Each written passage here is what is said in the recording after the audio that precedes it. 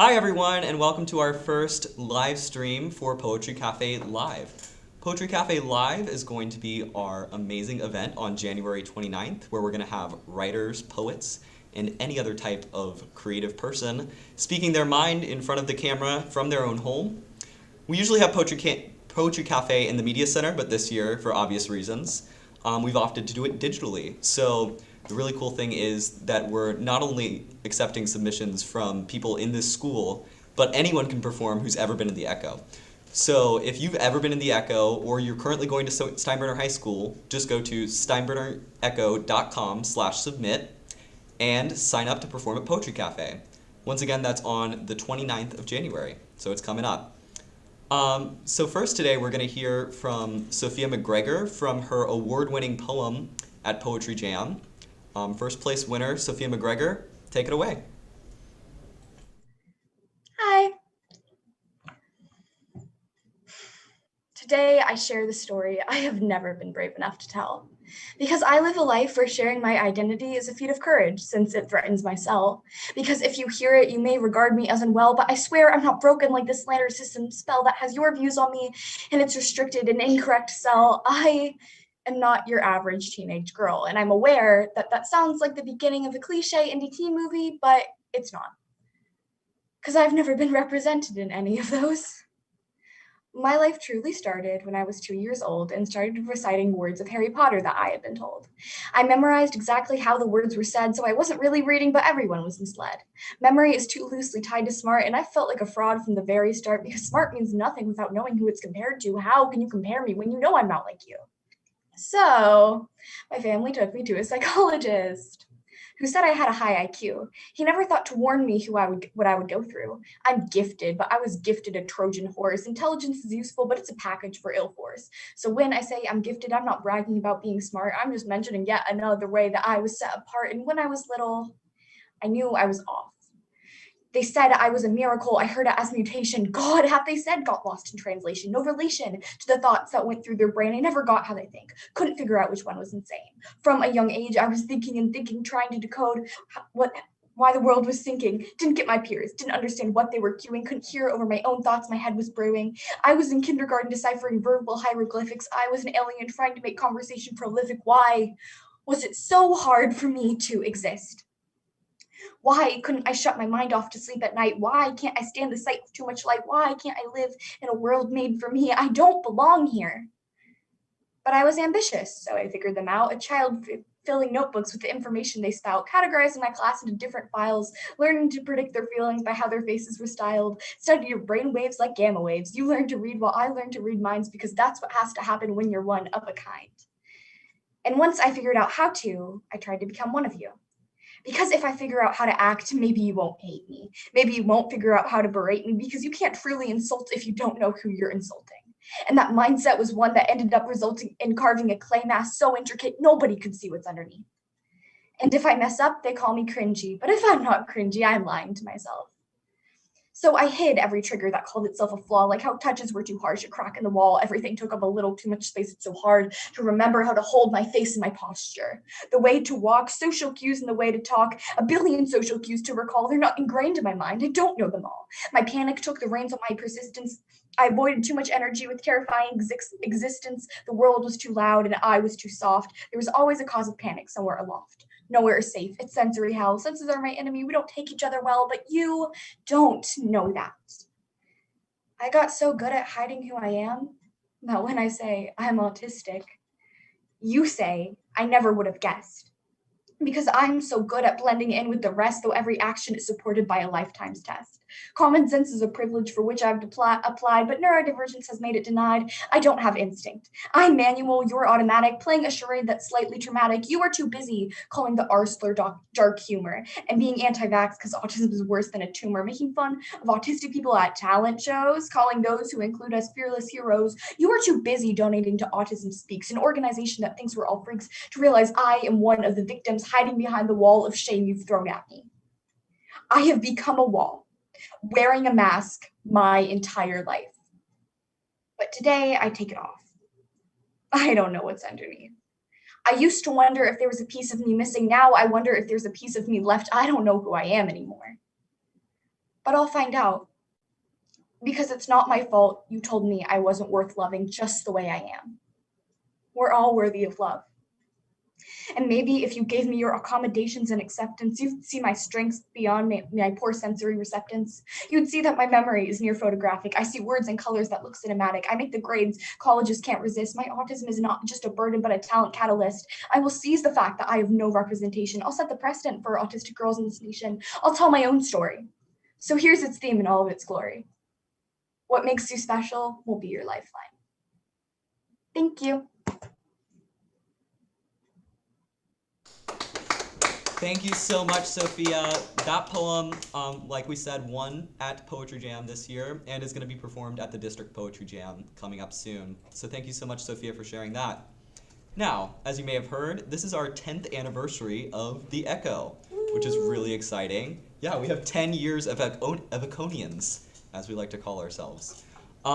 So this year we've been really going back through the years of The Echo, and we have a wonderful archive on our website of everything exciting that every year has done.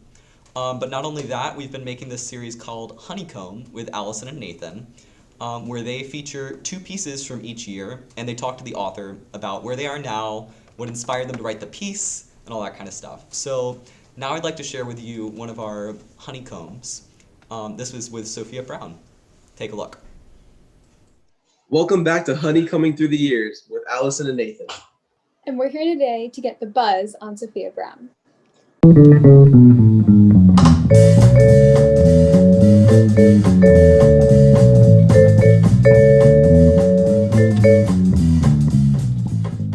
So thank you so much for joining us. So we're here to talk to you about the piece that you submitted, I think 2017, 2018. Here is Mythos by Sophia Brown. What you have done to me will not die when the 2 of us have left this earth.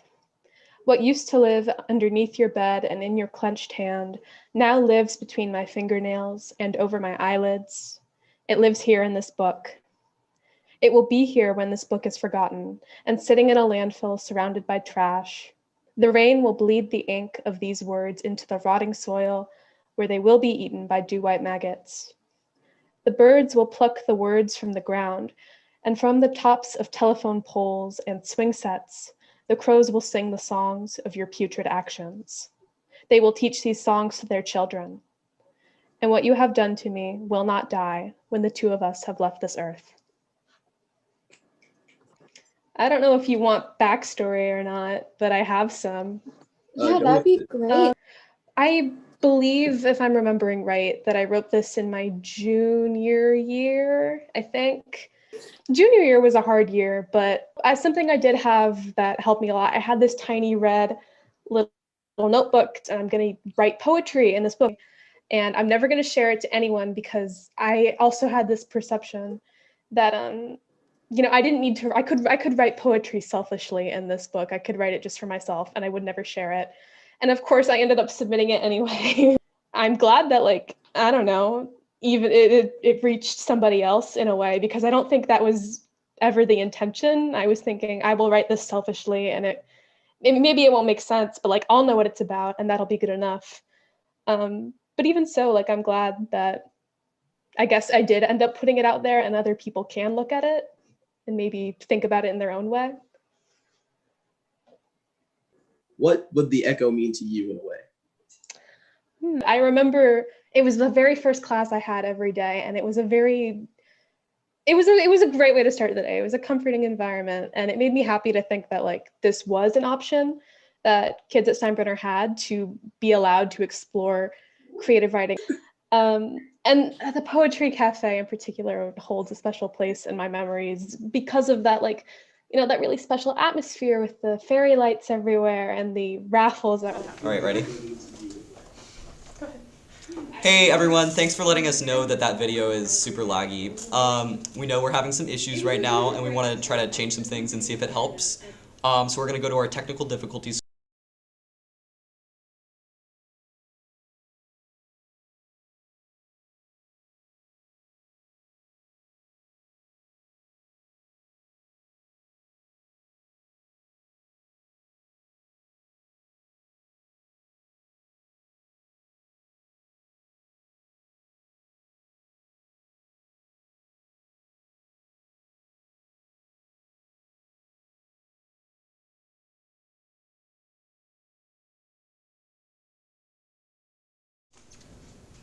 Hey everyone, welcome back. Hopefully this video looks a little better now. We shall see in a moment. But now we'd like to introduce another one of our Econians who has a poem to share. So Emma, take it away. A thin waist and a pretty face is all I need. It's a reality, not just something I read, because seeing the beauties in a magazine was my expectation for being a teen. A playground of Botox and lip fillers, liposuction and painkillers, body positivity meant slightly thicker thighs, not the body I see with my eyes. A mirror full of notes, critiques to fix what happened to the way I felt when I was a kid. Wearing two pieces and tight clothes, not feeling panic when my stomach was exposed, laughing without worrying if I sounded weird. I wish now that wasn't something I feared. I remember seeing the beauty in everyone, and my compliments wouldn't go unsung. I wish I saw myself through her eyes, though I know she'd tell me to apologize. For the words I said to myself at my lowest, she'd tell me to stop trying to go unnoticed, be bold, be powerful, and especially you, because this hurt, it's something you get through.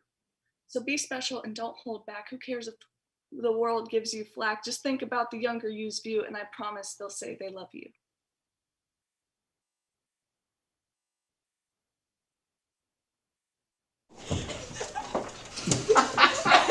Welcome back everyone.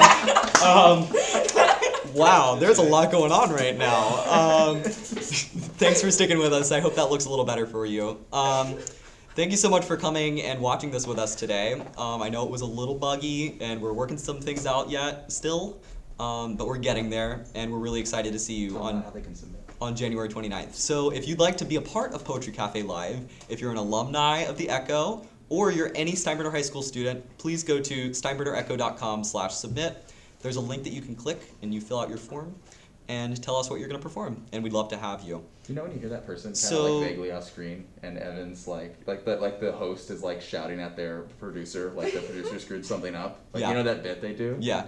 That's Elkie and I. We're the producer Yeah. people. We're the off-screen people with the low voice that you can be like, you can blame stuff on us and be like, Producers, right? fix it for me. You can make a little joke and be Yeah, there like, we go. can we do that, Elkie? Can we put that up? No. we do that, We don't have that Elkie? graphic. No. Oh, okay. That just won't work. I got it. Okay. All right. Well, thanks so much for being here with us today. We got to hear those two great pieces, and yeah, we'll have lots more pieces for you on when we actually do Poetry Cafe. Once again, that's January 29th, and we'll have more information coming to you on our Instagram and our Twitter. That's Steinbrenner Echo. No. That's our Instagram. No. Twitter's GSHS Echo. Okay, Twitter is GSHS They're on the _ screen. Echo. You can go, you can go Oh like yeah, this. Below. just look right there, because obviously I don't know it.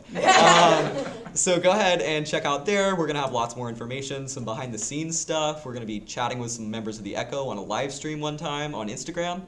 So we got a lot of really fun stuff. Music stand up.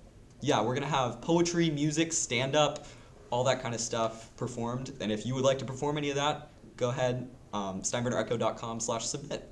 So we're really excited for Poetry Cafe Live. It's a little different, but we think it's going to be a really great experience for everyone.